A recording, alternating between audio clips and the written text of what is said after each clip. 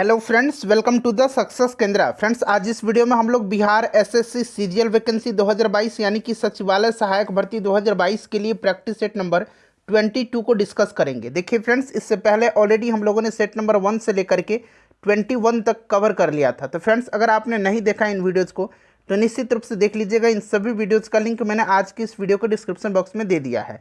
और फ्रेंड्स, इससे पहले हम लोगों ने एडुटेरिया का जो नया प्रैक्टिस बुक वॉल्यूम 1 आया हुआ था सचिवालय सहायक भर्ती 2022 के लिए, जिसमें कि टोटल 15 सेट दिए गए थे, उसका 15 सेट भी मैंने आपको कंप्लीट करा दिया था।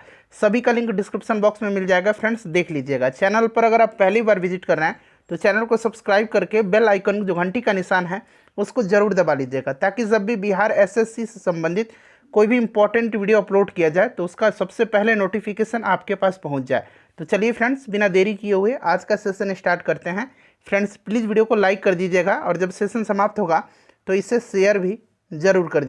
फ्रेंड्स, जैसे कि मैंने आपको बताया कि इस वीडियो में हम लोग बिहार एसएससी सीजीएल वैकेंसी 2022 यानी कि सचिवालय सहायक भर्ती 2022 के लिए प्रैक्टिस सेट नंबर 22 को डिस्कस करेंगे। तो चलिए फ्रेंड्स, सेशन आज का स्टार्ट करते हैं। फ्रेंड्स, प्लीज़ पहले वीडियो को लाइक कर दीजिएगा। फ्रेंड्स, आज के सेशन का पहला प्रश्न पढ़ेंगे। पहला प्रश्न है कि 1959 ईस्वी में भारत की केंद्र सरकार ने भारत के संविधान के किस अनुच्छेद के तहत केरल में शासन अपने हाथ में ले लिया था। देखिए फ्रेंड्स, अगर आपको आंसर पहले से पता है तो फ्रेंड्स आंसर आप कमेंट बॉक्स में दे करके बताते चलिएगा, और जो भी मैं एक्सप्लेन करूंगा उसको आप ध्यानपूर्वक जरूर सुनिएगा। इससे क्या होगा कि एक प्रश्न के साथ साथ आपके 2 से 3 प्रश्न भी कवर होते चलेंगे। तो ध्यान दीजिए। देखिए, 1959 ईस्वी में भारत की केंद्र सरकार ने संविधान के अनुच्छेद 356 के तहत केरल में शासन अपने हाथ में ले लिया था। 31 जुलाई 1959 को विमोचना के दौरान केरल की लोकतांत्रिक रूप से चुनी गई कम्युनिस्ट राज्य सरकार को भंग करके पहली बार अनुच्छेद 356 का उपयोग किया गया था। राइट आंसर इसका ऑप्शन नंबर यहाँ पर देखिए, अनुच्छेद 356 ऑप्शन नंबर डी हो जाएगा। चलिए अगला प्रश्न कर लेंगे। नेक्स्ट क्वेश्चन है हमारा कि निम्नलिखित में से कौन सा राज्य सूरजमुखी की खेती में अग्रणी है, यानी कि सबसे ज़्यादा सूरजमुखी का उत्पादन जो है किस राज्य में होता है। तो फ्रेंड्स, ये कर्नाटक में होता है। ऑप्शन नंबर इसका सी करेक्ट आंसर हो जाएगा। ठीक है, कर्नाटक जो है सूरजमुखी के उत्पादन में अग्रणी है। कर्नाटक जो है कॉफ़ी के उत्पादन में भी अग्रणी राज्य है, इसको आप ध्यान रखेंगे। चलिए उसके बाद देखिएगा तीसरा प्रश्न। तीसरा प्रश्न है कि 1857 के विद्रोह के दौरान मुगल सम्राट कौन था उस समय।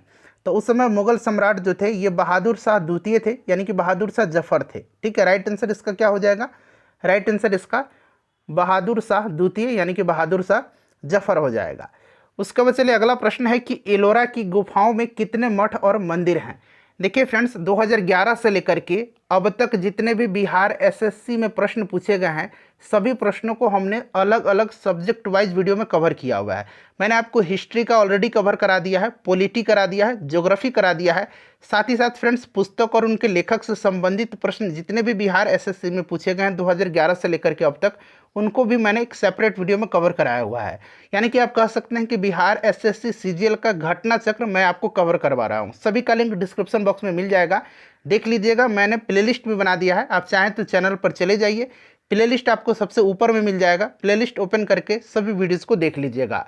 तो यहाँ पर ध्यान दीजिएगा फ्रेंड्स, देखिए एलोरा की गुफाओं में 34 मठ और मंदिर हैं, जिसमें से 12 जो हैं 12 बौद्ध हैं, 17 हिंदू हैं, और देखिए 5 जो हैं ये जैन गुफाएं हैं। तो 12, 17, 29 और 5 34। ऑप्शन नंबर इसका सी राइट आंसर हो जाएगा। एलोरा की गुफा जो है ये महाराष्ट्र में है। चलिए नेक्स्ट क्वेश्चन है हमारा। देखिए अगला प्रश्न कि निम्न में से कौन सा संगठन अर्थ विज्ञान यानी कि इकोनॉमिक साइंस में नोबेल मेमोरियल पुरस्कार प्रदान करता है। पहले आप सभी ऑप्शन को देख लीजिए, ठीक है, फिर इसका आंसर आप बताइएगा। तो राइट आंसर इसका क्या हो जाएगा। तो राइट आंसर हो जाएगा the royal Swedish academy of science. ठीक है, देखिए ऑप्शन नंबर इसका क्या हो जाएगा। ऑप्शन नंबर इसका सी जो होगा करेक्ट आंसर हो जाएगा। चलिए उसके बाद अगला प्रश्न है हमारा कि भारत में भारतीय वाणिज्य एवं उद्योग महासंघ की स्थापना किस वर्ष हुई थी। बताइए इसका राइट आंसर क्या हो जाएगा। तो देखिए इसकी स्थापना जो है 1927 में हुई थी। इसका हेडक्वार्टर नई दिल्ली में है। ठीक है, राइट आंसर 1927 हो जाएगा। अगला प्रश्न है कि 1832 में दामिनी कोह के रूप में सीमांकित भूमि का एक बड़ा क्षेत्र जो है खालिस्तान दिया गया है कि भूमि के रूप में घोषित किया गया था। तो देखिए 1832 ईस्वी में दामिने कोह के रूप में सीमांकित भूमि का एक बड़ा क्षेत्र संथालों की भूमि के रूप में घोषित किया गया था। राइट आंसर इसका हो जाएगा संथालो, option number D correct answer इसका हो जाएगा। उसके बाद देखिएगा कि सरदार सरोवर बांध जो है यह किस राज्य में है और किस नदी पर स्थित है।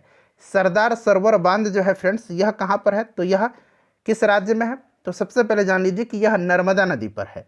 ठीक है, और यह जो है गुजरात राज्य के नर्मदा जिला के केवड़िया गांव में स्थित है। और इससे लाभान्वित जो राज्य हैं वो गुजरात है, मध्य प्रदेश है, महाराष्ट्र है और राजस्थान है। राइट आंसर इसका हो जाएगा आपका गुजरात, और यहाँ पर देख लीजिए ऑप्शन नंबर बी नर्मदा हो जाएगा। ठीक है, नर्मदा जिले के केवड़िया गांव में यह स्थित है। चलिए आगे बढ़ेंगे, नेक्स्ट क्वेश्चन कर लेंगे।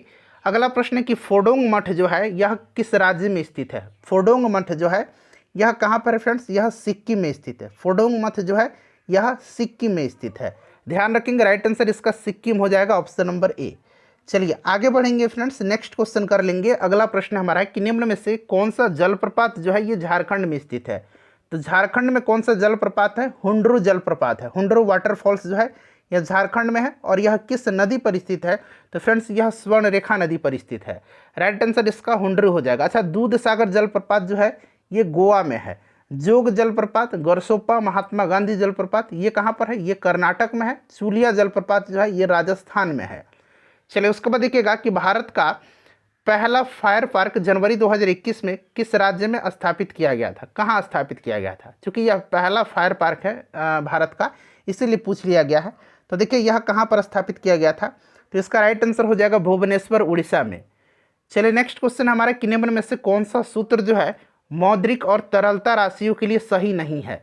यहाँ पर सही नहीं पूछा गया है, तो बताइएगा इसका राइट आंसर क्या हो जाएगा। सबसे पहले मैं आपको सभी ऑप्शन को दिखा देता हूँ, फिर आप बता दीजिए कि इसका करेक्ट आंसर क्या हो जाएगा। थोड़ा सा ये लंबा क्वेश्चन है, इसका आंसर भी है जो भी लंबा दिया गया है। तो ऑप्शन नंबर इसका देखिए डी जो होगा यह सही नहीं दिया गया है। ठीक है, तो इसको आप ध्यान रखेंगे। चलिए उसके बाद आगे बढ़ेंगे, नेक्स्ट क्वेश्चन कर लेंगे कि राज्य लोक सेवा आयोग के अध्यक्ष का कार्यकाल कितना। फ्रेंड्स यहाँ पर ध्यान दीजिएगा कि राज्य लोक सेवा का आयोग का जो अध्यक्ष होता है और उसके सदस्य होते हैं, इनका कार्यकाल 6 वर्ष या फिर 62 वर्ष की आयु जो भी पहले पूरी हो जाती है ये अवकाश ग्रहण कर लेते हैं। तो ऑप्शन नंबर इसका ए जो होगा करेक्ट आंसर हो जाएगा। सभी ऑप्शन को एक बार आप देख लीजिएगा। ठीक है, चलो उसके बाद देखिएगा कि निम्नलिखित मगध के राजवंशों का काल क्रम अनुसार बताना है आपको। तो सबसे पहले आपको पता है कि कौन सा वंश है, हर्यंक वंश है। हर्यंक वंश के बाद शिशुनाग वंश, उसके बाद नंद वंश, और फिर उसके बाद आता है मौर्य वंश। ठीक है, नंद वंश के आखिरी शासक धनानंद को पराजित करके मौर्य वंश की स्थापना चंद्रगुप्त मौर्य ने किया था, आपको पता भी होगा। तो राइट आंसर इसका क्या हो जाएगा, 4, 2, 1 और 3। 4, 2, 1 शायद ऑप्शन नंबर इसका सी मेरे ख्याल से करेक्ट होना चाहिए। बिल्कुल सही है, सी ही होगा इसका आंसर। उसके बाद देखिएगा कि भारत का प्रथम मुख्य चुनाव आयुक्त कौन थे। तो फ्रेंड्स ये आपको पता है कि कौन थे, सुकुमार सेन थे। और वर्तमान में कौन है अभी मुख्य चुनाव आयुक्त, बताइएगा राइट आंसर क्या होगा इसका, तो राजीव कुमार हैं। ठीक है, चलिए आगे बढ़ेंगे, नेक्स्ट क्वेश्चन कर लेंगे कि भारत के किस राज्य को चावल का कटोरा यानी कि राइस बाउल कहा जाता है। तो फ्रेंड्स यह कहा जाता है किसको, आंध्र प्रदेश को कहा जाता है। ठीक है, किसको कहा जाता है फ्रेंड्स, आंध्र प्रदेश को कहा जाता है। आपको पता भी होगा कि देखिए जो गोदावरी नदी है, कृष्णा नदी है, इसके जो डेल्टाई क्षेत्र हैं आंध्र प्रदेश में स्थित हैं, और यहीं पर जो है धान का काफ़ी उत्पादन होता है। इसी के कारण इसको जो है धान का कटोरा कहा जाता है, यानी कि चावल का कटोरा कहा जाता है। देखिए भारत में राष्ट्रीय आय का आकलन सबसे पहले किसने किया था, तो सबसे पहले किया था दादा भाई नौरोजी ने। उन्होंने अपनी पुस्तक poverty and un British rule in India में प्रति व्यक्ति वार्षिक आय जो है यह 20 रुपये बताई थी। करेक्ट आंसर इसका हो जाएगा दादा भाई नौरोजी। उसके बाद नेक्स्ट क्वेश्चन है कि राष्ट्रीय आय किससे निर्मित होती है। राष्ट्रीय आय जो है यह निर्मित होती है किसी श्रमशील गतिविधि के द्वारा। Option number B correct answer इसका हो जाएगा। उसके बाद देखिएगा कि उस मालवाहक जहाज़ का नाम बताइए जो हाल में मुंबई के समुद्र तट पर डूब गया था और उससे अरब सागर में तेल फैल गया था। तो यह मालवाहक जहाज़ कौन था, इसका नाम क्या था, यह आपसे पूछा जा रहा है। बताइए इसका राइट आंसर क्या होगा। तो देखिए फ्रेंड्स इसका जो राइट आंसर हो जाएगा यह क्या हो जाएगा, तो इसका करेक्ट आंसर आपका इसमें से ऑप्शन नंबर सी हो जाएगा। ठीक है, MSC चित्रा, ऑप्शन नंबर इसका सी जो होगा करेक्ट आंसर इसका हो जाएगा। चलिए आगे बढ़ेंगे, नेक्स्ट क्वेश्चन कर लेंगे कि अंतर्राष्ट्रीय जो डेट लाइन है, तारीख रेखा है, यह कौन सी है। तो आपको पता है कि यह कौन सी है अंतर्राष्ट्रीय तिथि रेखा। 180 डिग्री देशांतर को अंतर्राष्ट्रीय तिथि रेखा माना गया है, यानी कि ऑप्शन नंबर इसका डी करेक्ट आंसर हो जाएगा। उसके बाद चलिए नेक्स्ट क्वेश्चन कर लेंगे कि भारत स्वयं सेवक समाज की स्थापना किसने किया था। सर्वेंट्स ऑफ इंडिया सोसाइटी की स्थापना 1905 में जो है गोपाल कृष्ण गोखले ने किया था। ऑप्शन नंबर इसका बी करेक्ट आंसर हो जाएगा। महात्मा गांधी के राजनीतिक गुरु थे गोपाल कृष्ण गोखले। उसके बाद देखिएगा कि अंग्रेजों द्वारा निम्न में से किस क्रांतिकारी को फांसी की सजा दी गई थी। तो आपको पता है फ्रेंड्स कि अंग्रेजों के द्वारा 23 मार्च 1931 को जो है सुखदेव, भगत सिंह और राजगुरु को जो है फांसी पर अंग्रेजों के द्वारा लटका दिया था। तो राइट आंसर इसका हो जाएगा यहाँ पर राजगुरु। उसके बाद देखिए भारत किसका अग्रणी उत्पादक है। देखिए भारत में जो है पशुधन काफ़ी समृद्ध है और बफेलो मीट के उत्पादन में, निर्यात करने में भारत अग्रणी है। तो यहाँ पर देखिएगा मांस दिया गया, option number A right answer इसका हो जाएगा। उसके बाद देखिए सूर्य तथा पृथ्वी के बीच न्यूनतम दूरी कब घटित होती है। तो फ्रेंड्स देखिए न्यूनतम दूरी जो होती है ना, यह 3 जनवरी को होती है। इसको क्या कहा जाता है, उपसौर कहा जाता है। और अधिकतम दूरी जो होती है ये कब होती है, तो अधिकतम दूरी जो होती है 4 जुलाई के दिन होती है। इसको क्या कहा जाता है, 4 जुलाई के दिन अपसौर कहा जाता है। ठीक है, तो ये सब आप ध्यान रखेंगे। चलो उसके बाद देख लीजिएगा कि जब ईस्ट इंडिया कंपनी की स्थापना हुई उस समय भारत का शासक कौन था। तो उस समय भारत का शासक जो था यह कौन था फ्रेंड्स, अकबर था। 31 दिसंबर सन 1600 ईस्वी को इंग्लैंड की जो महारानी थी एलिजाबेथ प्रथम, इन्होंने ईस्ट इंडिया कंपनी को अधिकार पत्र प्रदान किया था। और उस समय कौन था शासक, तो फ्रेंड्स उस समय अकबर था। अकबर का शासनकाल आपको पता है 1556 से लेकर के 1605 तक रहा था। तो राइट आंसर इसका अकबर हो जाएगा।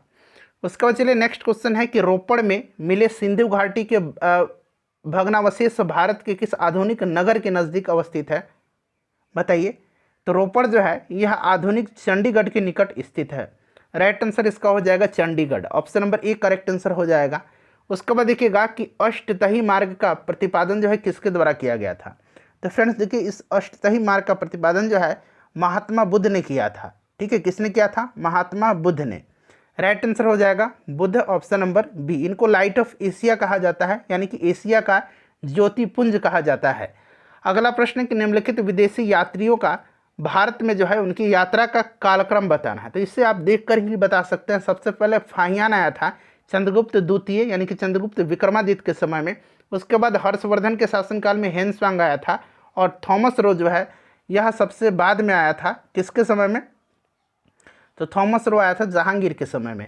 तो राइट आंसर इसका हो जाएगा 2, 3, 1, 2, 3 और 1। तो देखिए राइट आंसर यहाँ पर देखिएगा 2, 3, 1 ऑप्शन नंबर सी में दिया गया है। उसका बाद चलिए निम्नलिखित विशेषज्ञों में से कौन महान गणितज्ञ तथा खगोल ज्ञानी था, यानी कि खगोल शास्त्री था। तो महान गणितज्ञ और खगोल शास्त्री ये आर्यभट्ट थे। आर्यभट्ट थे, ध्यान रखेंगे। अच्छा, धन्वंतरी जो थे ये आयुर्वेदाचार्य थे। नेक्स्ट क्वेश्चन कर लेंगे कि सिकंदर महान ने किस वर्ष भारत पर आक्रमण किया था। तो सिकंदर ने भारत पर जो विजय अभियान शुरू किया था यह 326 ईसा पूर्व में किया था। ऑप्शन नंबर इसका सी जो होगा करेक्ट आंसर हो जाएगा। अगला प्रश्न हमारा कि गयासुद्दीन तुगलक ने किस वर्ष जो है तुगलक वंश की साम्राज्य की स्थापना की थी। तो गयासुद्दीन तुगलक जो था इसने तुगलक वंश की स्थापना जो है कब की थी, 1320 ईस्वी में किया था। और देखिए भारत में मतलब उस समय सिंचाई पर जो है, सिंचाई के लिए नहर का निर्माण सर्वप्रथम जो है गयासुद्दीन तुगलक ने ही करवाया था। राजराजेश्वर मंदिर कहाँ पर स्थित है। राजराजेश्वर मंदिर जो है यह तंजावुर में स्थित है। इसको बृहदेश्वर मंदिर भी कहा जाता है और इसका निर्माण चोल राजा राजराज ने करवाया था। राइट आंसर तंजावुर हो जाएगा। उसके बाद देखिए किस ब्रिटिश गवर्नर जनरल ने देश में से सती प्रथा निर्मूल की थी, यानी कि खत्म किया था उसको। तो यह लॉर्ड विलियम बेंटिक था। ठीक है, 1829 में राजा राम मोहन राय के प्रयोग से जो सहयोग से जो है सती प्रथा को उन्मूलित किया गया था। उसके बाद देखिए पंचायत चुनाव के लिए योग्य व्यक्ति के लिए निर्धारित न्यूनतम आयु सीमा क्या है। इसका आंसर फ्रेंड्स आप अभी तुरंत कमेंट करके मुझे बताइए। ठीक है, चलिए इसका आंसर आप मुझे कमेंट करके बताएंगे। उसके बाद देखिए बलवंत राय मेहता समिति ने किस प्रकार के पंचायती राज संरचना की सिफारिश की थी। तो फ्रेंड्स आपको पता है कि त्रिस्तरीय पंचायती राज की इन्होंने सिफारिश किया था। ठीक है, जनवरी 1957 में जो है इस समिति की बलवंत राय मेहता की अध्यक्षता में नियुक्ति की गई थी। त्रिस्तरीय हो जाएगा, 3 स्तरीय। उसके बाद देखिए संविधान के किस संशोधन ने मूलभूत अधिकारों पर नीति निर्देशक सिद्धांतों को श्रेष्ठता प्रदान किया था। तो फ्रेंड्स यह 42वां संविधान संशोधन 1976 था जिसने कि मूल अधिकारों पर राज्य के नीति निर्देशक तत्वों को वरीयता प्रदान किया। तो ये 42वां हो जाएगा, 1976 में हुआ था। इसको लघु संविधान यानी कि मिनी कॉन्स्टिट्यूशन भी कहा जाता है 42वें संविधान संशोधन को। नेक्स्ट क्वेश्चन है कि सुप्रीम कोर्ट की जुडिशियल रिव्यू कार्य, यहाँ पर देखिए कार्यकलाप में, कार्यकलाप का मतलब खाली स्थान दिया गया है, का अधिकार होता है। बताइए जुडिशियल रिव्यू यानी कि इसका मतलब क्या हो जाएगा? तो सही उत्तर इसका हो जाएगा संबंधित विधि प्रावधान की संवैधानिक वैधता का परीक्षण करना। तो यहाँ पर देखिए राइट आंसर इसका क्या हो जाएगा? बताइए राइट आंसर। ऑप्शन नंबर इसका सी करेक्ट आंसर हो जाएगा। ठीक है, ऑप्शन नंबर फ्रेंड्स इसका जो है सी करेक्ट आंसर हो जाएगा। चलिए आगे बढ़ेंगे, अब 38 नंबर क्वेश्चन कर लेंगे। देखिए 38 नंबर क्वेश्चन है कि उच्च न्यायालय के कोई न्यायाधीश सेवानिवृत्ति के बाद निजी तौर पर वकालत का व्यवसाय किस स्तर तक कहां पर कर सकता है? पूरा ऑप्शन को पहले देख लीजिए। अब बताइए कहां पर कर सकता है? तो फ्रेंड्स सेवानिवृत्ति के बाद समान स्तर या उच्च स्तरीय अन्य किसी न्यायालय में। ऑप्शन नंबर इसका डी राइट आंसर हो जाएगा। उसके बाद देखिए निम्नलिखित में से कौन सा देश का सबसे पुराना पैरामिलिट्री दल है? सबसे पुराना जो है इसमें से कौन सा हो जाएगा, यह आपसे पूछा जा रहा है। बताइए राइट आंसर इसका क्या होगा? इसका करेक्ट आंसर हो जाएगा, बताइए असम राइफल हो जाएगा। असम राइफल इसकी स्थापना 1935 में की गई थी। ठीक है, ऑप्शन नंबर इसका डी राइट आंसर हो जाएगा। अच्छा, सीआरपीएफ यानी कि केंद्रीय रिजर्व पुलिस बल की 1949 में की गई थी और पहले ये क्राउन रिप्रेजेंटेटिव पुलिस के नाम से जाना जाता था और पहले इसकी स्थापना 1939 में हुई थी। लेकिन सीआरपीएफ के रूप में स्वतंत्रता के बाद इसकी स्थापना 28 दिसंबर 1949 को की गई थी। ठीक है, सीमा सुरक्षा बल बीएसएफ की स्थापना 1965 में की गई थी। दक्षिण पूर्वी रेलवे का क्षेत्रीय मुख्यालय कार्यालय कहाँ पर स्थित है? तो फ्रेंड्स यह गार्डन रिच कोलकाता में। ऑप्शन नंबर इसका ए राइट आंसर हो जाएगा। उसके बाद देखिए लोकप्रिय गोपीनाथ बारदोली अंतर्राष्ट्रीय हवाई अड्डा कहाँ पर स्थित है? तो फ्रेंड्स यह जो है कहाँ पर स्थित है?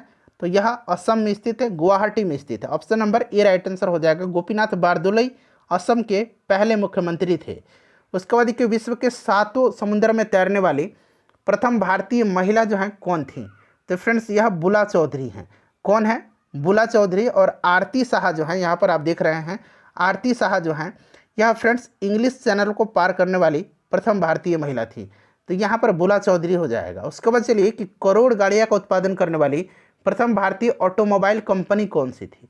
तो फ्रेंड्स यह मारुति कंपनी है। ऑप्शन नंबर इसका ए राइट आंसर हो जाएगा। मारुति इंडियन, सुजुकी जापानी है, तो मारुति हो जाएगा right answer, Maruti Suzuki. United states of America के प्रथम राष्ट्रपति कौन थे? तो अमेरिका के पहले राष्ट्रपति जो थे ये जॉर्ज वाशिंगटन थे। ठीक है, कौन थे? George Washington. Option number D right answer हो जाएगा।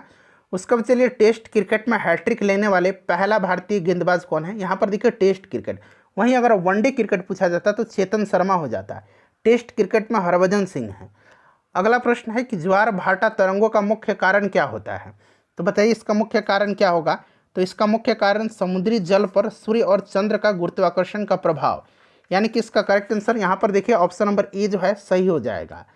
बाकी ऑप्शन देख लीजिएगा, इनमें से कोई नहीं। लास्ट ऑप्शन दिया गया है पेरियार वाइल्ड लाइफ सेंचुरी जो है यह कहाँ पर है? तो पेरियार जो है यह केरल में है, आपको पहले से भी पता होगा। निम्न में से सबसे अधिक गहरा झील कौन सा है? तो इसमें से सबसे गहरा झील जो है यह बैकाल झील है, lake Baikal. Option number D right answer इसका हो जाएगा। ठीक है, अब यहाँ पर देखिए सबसे बड़ी झील जो है यह आपका सुपीरियर झील हो जाएगा, सबसे गहरी बैकाल झील हो जाएगा, सबसे ताज़े पानी की सबसे बड़ी झील यह भी सुपीरियर झील हो जाएगा। ठीक है, चलिए आगे बढ़ेंगे। नेक्स्ट क्वेश्चन कर लेंगे कि तीव्र चक्रवात में दबाव जो है, बताइएगा राइट आंसर क्या हो जाएगा? इसका करेक्ट आंसर क्या हो जाएगा फ्रेंड्स? तो देखिए इसका करेक्ट आंसर जो है केंद्र की ओर कम और ऊपरी अर्धगोलक में पवन घड़ी की उल्टी दिशा में चलता है, यानी कि ऑप्शन नंबर इसका सी करेक्ट आंसर हो जाएगा। चलिए आगे बढ़ेंगे। नेक्स्ट क्वेश्चन है कि खानवा का युद्ध किनके बीच हुआ था?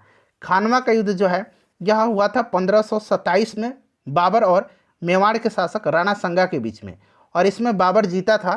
तो राइट आंसर हो जाएगा बाबर और राणा सांगा के बीच में।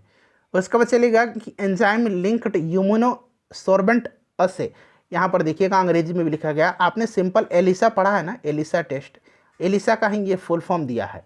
ठीक है, तो आपको पता है कि एलिसा टेस्ट किस बीमारी की जांच के लिए किया जाता है, तो ये एड्स के लिए किया जाता है। तो यहाँ पर देखिएगा एड्स का यहाँ पर पूरा फुल फॉर्म दिया गया है, एक्वायर्ड इम्यूनोडेफिशिएंसी सिंड्रोम। ठीक है, चलिए आगे बढ़ेंगे कि कुष्ठ रोग जो है किस जीवाणु के कारण होता है, तो यह जीवाणु से होता है कुष्ठ रोग। और यह किसके कारण होता है, तो माइकोबैक्टीरियम लेप्रे, यानी कि इसको लेप्रेसी भी कहा जाता है, आपको पता भी है। उसके बाद देखिए निम्नलिखित में से कौन सा कंप्यूटर का आउटपुट डिवाइस है, तो इसमें से देखिए कंप्यूटर का जो आउटपुट डिवाइस हो जाएगा वो कौन सा है फ्रेंड्स, तो ये आपका बताइए राइट आंसर इसका क्या हो जाएगा।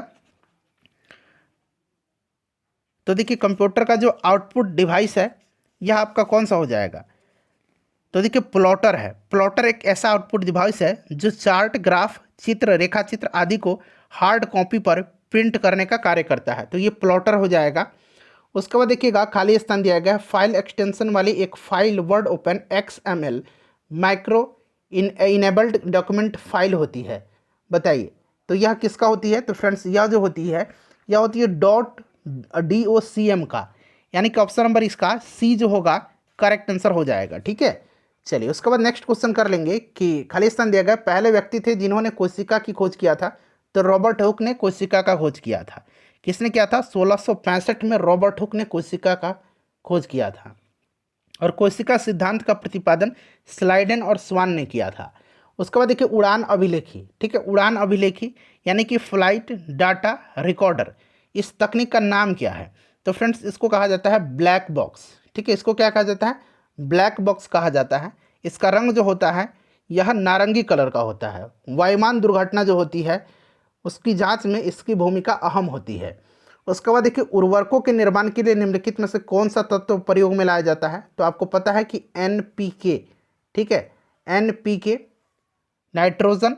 उसके बाद कौन कौन सा हो जाएगा, फास्फोरस और पोटेशियम, के पोटेशियम फास्फोरस नाइट्रोजन। ठीक है, तो यहाँ पर देखिएगा पोटेशियम दिया गया है।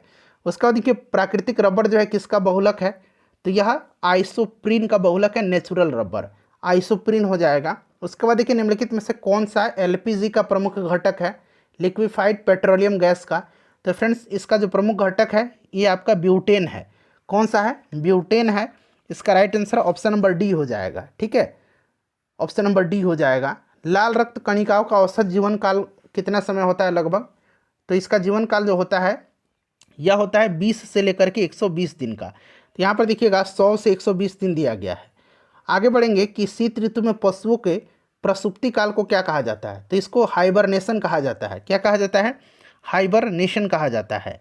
नेक्स्ट क्वेश्चन हमारा कि निम्नलिखित में से कौन सा प्रक्षेपास्त्र वायु से वायु वाला प्रक्षेपास्त्र है, तो वायु से वायु। अब यहाँ पर ध्यान दीजिएगा, हवा से हवा में मार करता है यह अस्त्र है। ठीक है, उसके बाद देखिए अग्नि जो है यह सतह से सतह पर, पृथ्वी जो है यह सतह पर मार करता है, और आकाश जो है सतह से हवा से, और वायु से वायु जो है ये अस्त्र हो जाएगा।